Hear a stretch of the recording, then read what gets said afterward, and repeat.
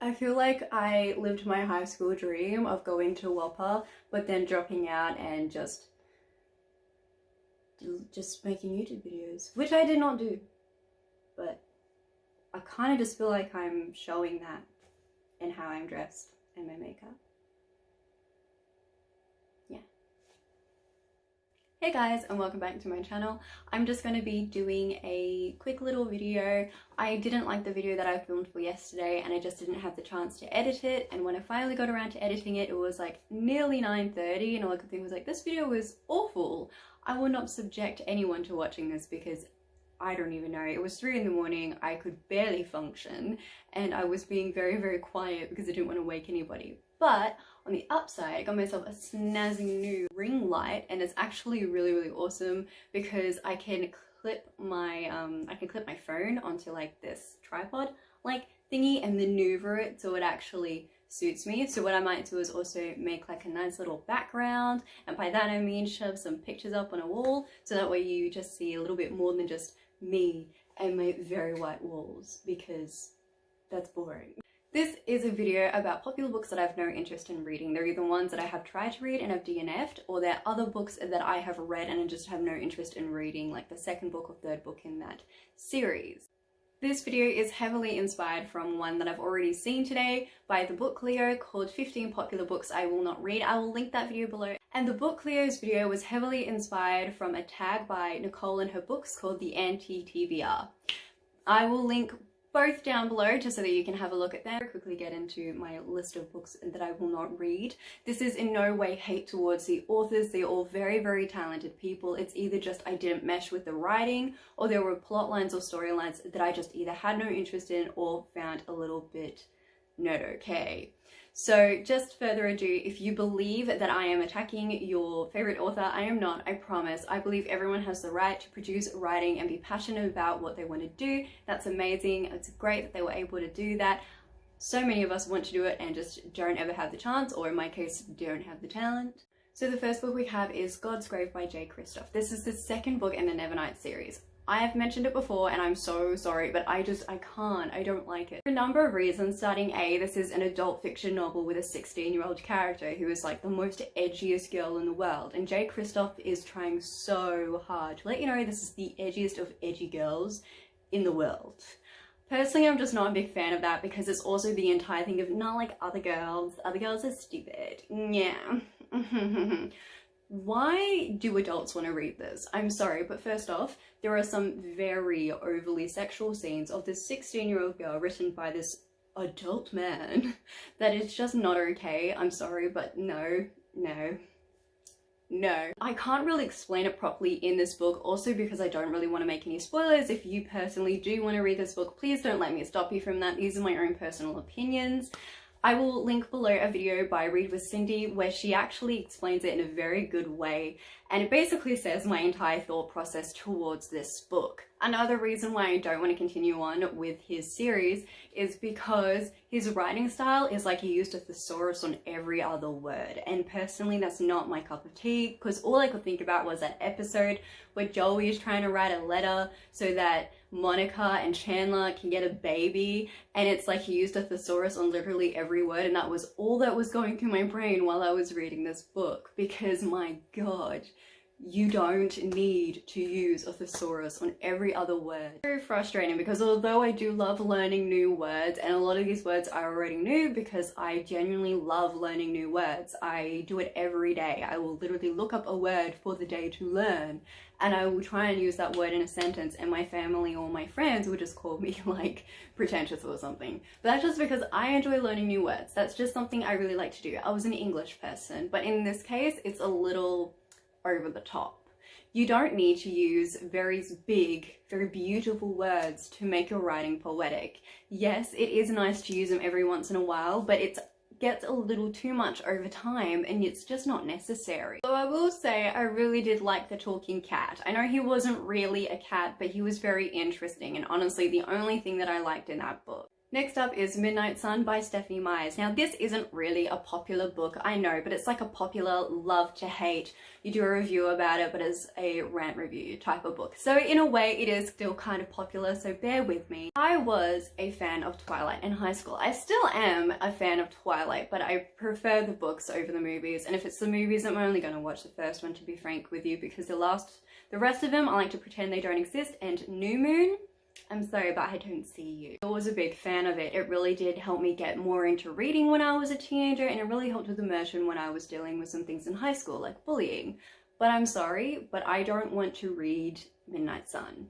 After already reading Life and Death, which was just the same story of Twilight with a twist on it, which was very interesting, Midnight Sun is just, once again, the same story. I don't want to read 3 versions of the same story. That is just a little too much for me. It's also the thing that it came pretty clear in the writing that Stephanie Meyer doesn't like Edward anymore. I don't know what it is, that's totally fine. Maybe it's a hype, maybe it's because it's been so long since she's actually written one of the books, but it came across very heavy from the parts that I read. I got about almost halfway through the book when I had to DNF it, because not only did she make Edward out to be really creepy, she completely just disregarded everything she had already done to build that character up in her previous books. It was also just really sad because I've been looking forward to reading Midnight Sun since I read the preview on her website, and that was really beautiful. And although parts of that was in the book, which is probably the best part of the book, might I say, from the bit that I read from it, like I said again, I did not read the entire book. It just didn't come across as well, and also because Edward referred to everyone in their class as a child, but Bella wasn't a child because she wasn't like other girls.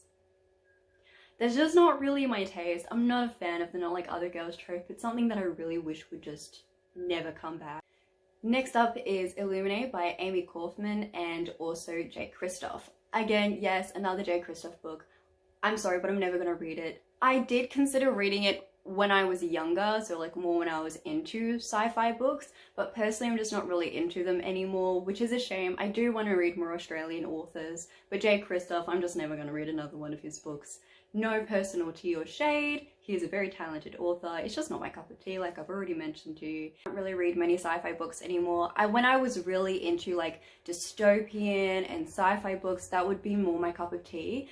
I prefer sci-fi movies because those are a bit more unique, might I say, like not really like overly unique, but they don't really copy each other all that much, whereas I find with a lot of popular sci-fi books, they just kind of are filled with tropes and they just really copy each other, and quite often I've read the same regurgitated story over and over and over again by different authors and no one has noticed, or like people have noticed but like I haven't seen it, if that makes sense. Like that's why they're popular.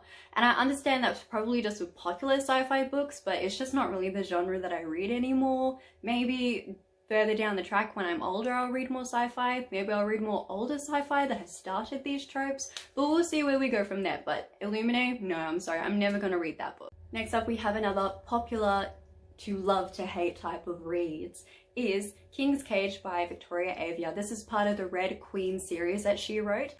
I read the first book and I loved it. Yes, it is filled with tropes, and yeah, Mare is a not like other girls girl, but I did actually really enjoy that, and I heard that did change throughout the book.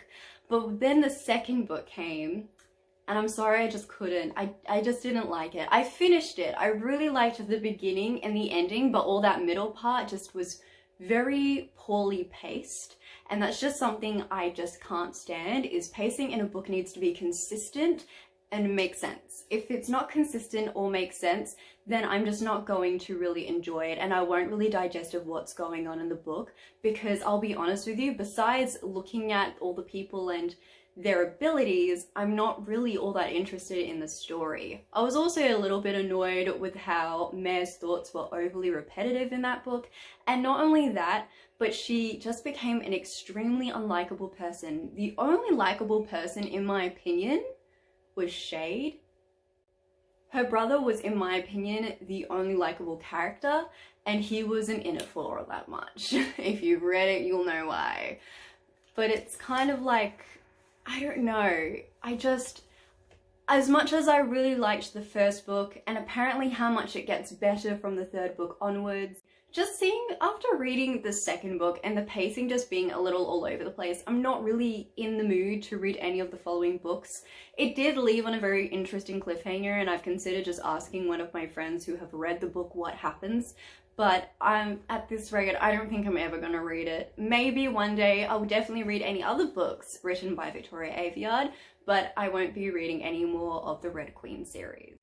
The Fault in Our Stars by John Green. I know, I love John Green. He is my favourite YA author, and his books are so important to me. They've really helped me in areas where I was struggling. Looking for Alaska is one of my most favourite books. It's the book that touched my heart, that I say, which is, I know, cheesy, but it is also like the Colonel, I vibe with him so much. He is one of the most relatable characters I have ever come by, because honestly, he just gives a different view on things.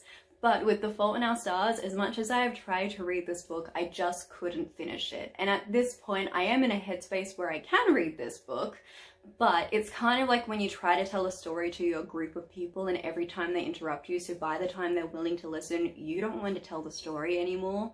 It's kind of like that. It's become tedious with me trying to read this book, so I'd much rather try and read other books by him, even though I probably have read all of them. But the thing is, I don't really have the energy to try to read this book anymore. It was also the thing that I tried to read it when I was 19. I found it very frustrating that these characters were in high school and talking as if they were in their last year of university. And it was just this type of thing of, I have not once ever come by a teenager who has spoken like this, who has not been super pretentious. I have come by a few, but they were like really, they had a stick shoved up their butt so high.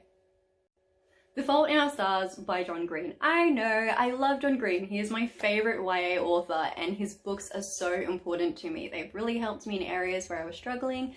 Looking for Alaska is one of my most favourite books. It's the book that touched my heart, that I say, which is, I know, cheesy, but it is also like the Colonel, I vibe with him so much. He is one of the most relatable characters I have ever come by, because honestly, he just gives a different view on things. But with The Fault in Our Stars, as much as I have tried to read this book, I just couldn't finish it. And at this point, I am in a headspace where I can read this book, but it's kind of like when you try to tell a story to your group of people and every time they interrupt you, so by the time they're willing to listen, you don't want to tell the story anymore. It's kind of like that. It's become tedious with me trying to read this book, so I'd much rather try and read other books by him, even though I probably have read all of them.